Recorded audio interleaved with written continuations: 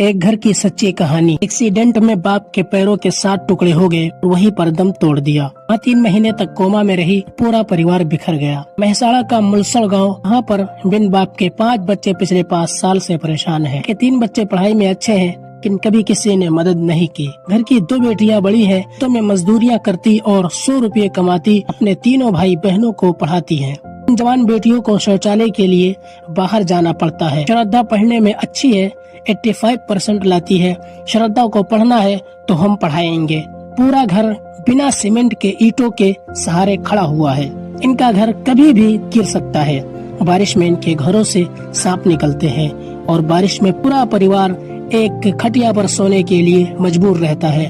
तो चलिए हम इनके लिए नया घर तैयार करते हैं। अगर आप अपनी इन बहनों का नया घर देखना चाहते हैं तो हमारे चैनल को सब्सक्राइब करके वीडियो को लाइक करें और कमेंट में यस लिखें, ताकि इनका नया घर सबसे पहले आप